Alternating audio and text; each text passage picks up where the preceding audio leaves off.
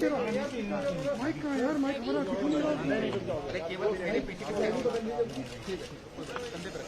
कर दें शुरू कर दें।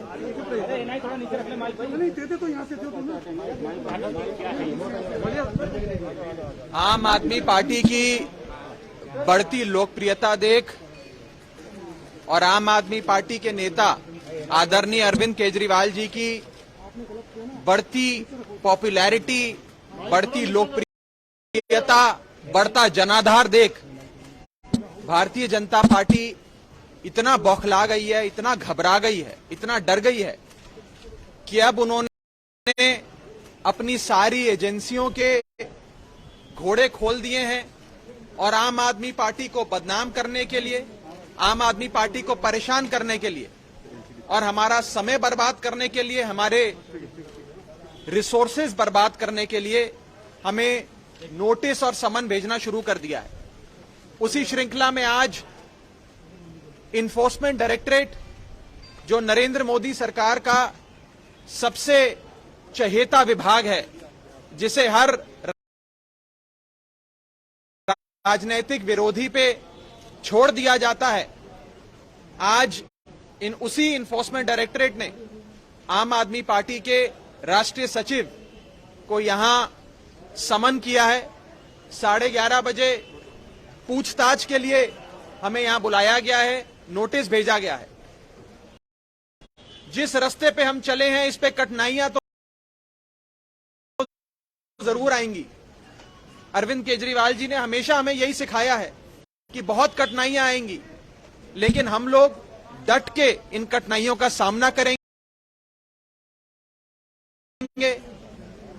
भारतीय जनता पार्टी की इन मंसूबों से, गीदड़ भपकियों से आम आदमी पार्टी और अरविंद केजरीवाल जी डरने वाले नहीं है। आपको ये नोटिस की टाइमिंग पे गौर फरमाना चाहिए। मुख्यमंत्री अरविंद केजरीवाल जी उत्तराखंड जाते हैं, काम की राजनीति की बात करते हैं।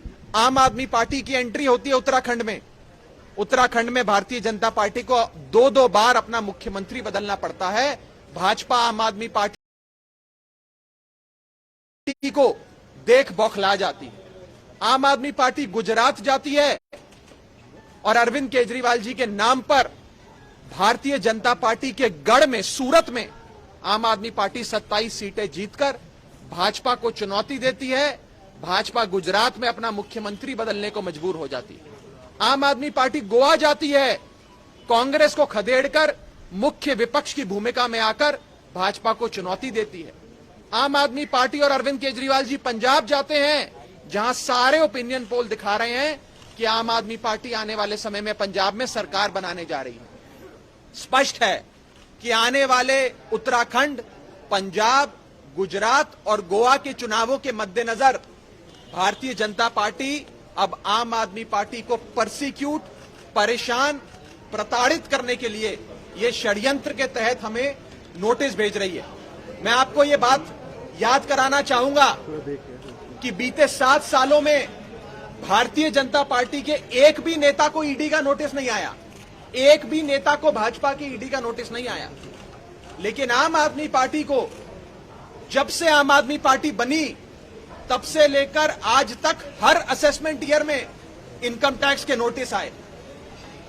हमारे 21 विधायकों पर फर्जी मुकदमे किए गए। 20 विधायकों को विधानसभा से निलंबित कर उनकी सदस्यता रद्द करी गई। 450 फाइलें केजरीवाल सरकार की शुंगलू कमेटी को भेजकर जांच करवाई गई। मुख्यमंत्री जी के कार्यालय पर रेड कराई गई, उप मुख्यमंत्री जी के घर पे रेड कराई गई, स्वास्थ्य मंत्री के घर पे रेड कराई गई। यहां तक कि हमारे विधायक सोमनाथ भारती के कुत्ते तक को दिल्ली पुलिस ने अरेस्ट किया। यह है दुर्भावना से प्रेरित भारतीय जनता पार्टी के हथकंडे। लेकिन इन सारे मामलों में जितनी जांचें हुई, चाहे वो 2012, 2015, 2017 में मिनिस्ट्री ऑफ होम अफेयर्स द्वारा किए गई फॉरेन फंडिंग की जांच हो, हर साल हर असेसमेंट ईयर में इनकम टैक्स द्वारा भेजे गए नोटिस हो, हर मामले में आम आदमी पार्टी को क्लीन चिट मिली। इसलिए क्लीन चिट मिली है कि हम पाक साफ लोग हैं। और इन गीदड़ भक्तियों से डरते नहीं है। मैं भारतीय जनता पार्टी वालों को कहना चाहता हूं, अगर हमसे लड़ाई लड़नी है तो अरविंद केजरीवाल जी की तरह काम की राजनीति कर कर लोगों के दिल जीतने की कोशिश करो।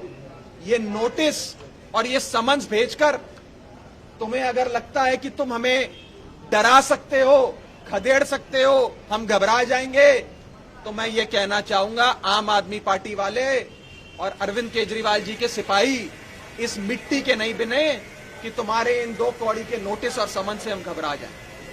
अंत में मैं बस इतना ही कहना चाहूंगा कि आम आदमी पार्टी के बढ़ते ग्राफ और अरविंद केजरीवाल जी की बढ़ती लोकप्रियता उत्तराखंड से लेकर गुजरात और पंजाब से लेकर गोवा तक देख भारतीय जनता पार्टी इतना घबरा गई है कि जब वो हमें इलेक्टोरली असैसिनेट नहीं कर सकते तो हमारा कैरेक्टर असैसिनेशन करने को उतर आए।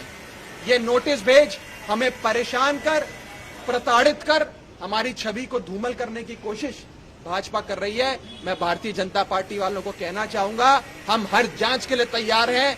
आज भी हम ईडी के सामने पेश होंगे, हमें कोई चिंता नहीं।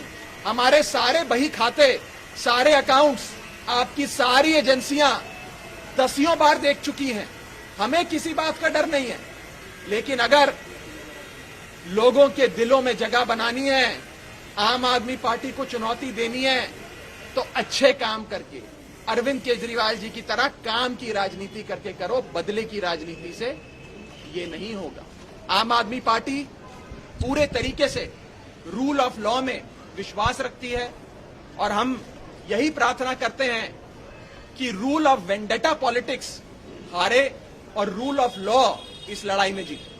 नोटिस क्या था? नोटिस क्या मिला था? क्या देखिए, हमें मात्र 2 पन्ने का नोटिस भेजा गया था जिसमें इन्फोर्समेंट डायरेक्टरेट के असिस्टेंट डायरेक्टर एक अफसर है राजा राम मीना साहब, उन्होंने अपने हस्ताक्षर करके ये नोटिस 10 सितंबर को जारी किया था और कहा था कि 22 सितंबर को, यानी कि उस दिन से 12 दिन बाद सुबह 11:30 बजे आम आदमी पार्टी के राष्ट्रीय सचिव किसी फंडिंग के मामले में यहां पर आए। मामला क्या है, कौन सा मुकदमा है, कौन सी केस है, कोई एफआईआर भी है कि नहीं है, ऐसी कोई जानकारी हमारे पास नहीं है। हमें तो एक नोटिस भेजा गया कि इन्फोर्समेंट डायरेक्टरेट चाहता है कि अब आप उनकी दरबार में हाजिरी लगाएं। हमें एक लव लेटर आया नरेंद्र मोदी जी की सरकार के सबसे प्यारे, सबसे चहेते, फेवरेट एजेंसी से, तो हम उस नोटिस का पालन करने के लिए आज यहां ईडी दफ्तर मौजूद है।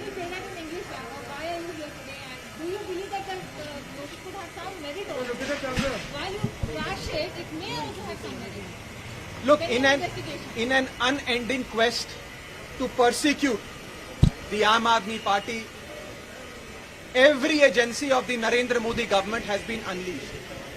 This time, and in a first, Aam Aadmi Party has received summons, I would say a love letter from Narendra Modi ji's favorite agency, that is the Enforcement Directorate. I want to tell the Bharatiya Janata Party that Aam Aadmi Party and soldiers of the Arvind Kejriwal brigade don't get scared, don't get perturbed with these notices and summons. And these summons are a result, are a consequence of Aam Aadmi Party's growing popularity and Arvind Kejriwal's growing popularity across the country. Arvind Kejriwal ji enters the political scene of Uttarakhand and you see that the Bharatiya Janata Party is compelled to replace its chief ministers on more than one occasion.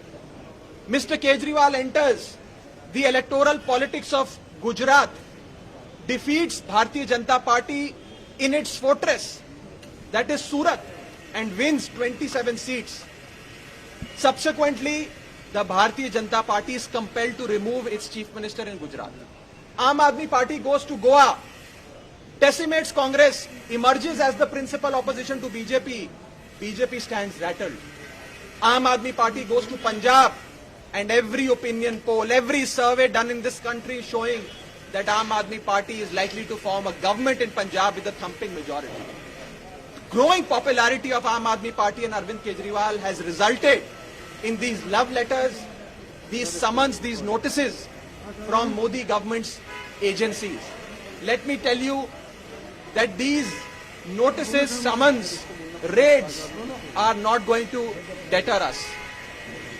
Mr. Kejriwal has always taught us that the path on which we are treading is not a bed of roses. We will face difficulties, we will face hardships, but we are well equipped and have the courage and determination to face all these notices.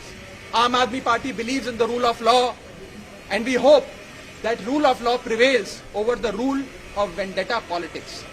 These political revenge-seeking departments, like the Enforcement Directorate, that have been unleashed on the Aam Aadmi Party, will not be successful in their attempts. We are here to fully cooperate with them, but we also must understand that this is not a legal notice, this is a political notice. And BJP's strategy is that if you can't electorally assassinate the Aam Aadmi Party, character assassinate the Aam Aadmi Party. This is their mantra, and therefore these political revenge-seeking departments like the Enforcement Directorate have been unleashed on us. Today, I stand in front of the Enforcement Directorate office as the National Secretary of our party is here to appear before the ED.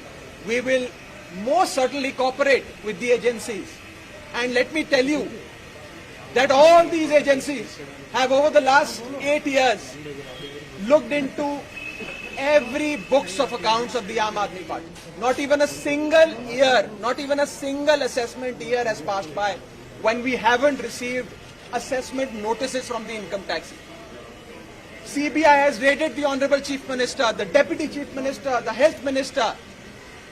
Aam Aadmi Party's 21 MLAs were booked under fabricated cases and arrested. 20 of our MLAs were disqualified from the assembly, and Shunglu committee was incorporated to look into 450 administrative files of the Kejriwal government. All these summons, notices, audits, etc. have happened, inquiries have happened. And in each inquiry, Aam Aadmi Party and Aam Aadmi Party's government has received a clean sheet. It is because we are pure, it is because we are upright, it is because we are committed to the welfare of people and the betterment of this country. Let me in conclusion say this, that these attempts at vendetta politics will be futile, and we appeal to the BJP that if you feel so threatened by the Aam Aadmi Party and Arvind Kejriwal, try and fight us in the political battlefield. Try to win the hearts of people like Mr. Kejriwal has won the hearts of people. Don't try to intimidate us using these agencies and sending us these summons and notices. Would you say that you're completely innocent in this case, pending investigation? First of all, literally, and I say this with full responsibility, literally every penny that the Aam Aadmi Party has received since its incorporation, in fact prior to its incorporation, has been checked multiple times by multiple agencies, from the UPA government to the NDA government, and not an iota of any wrongdoing was ever identified.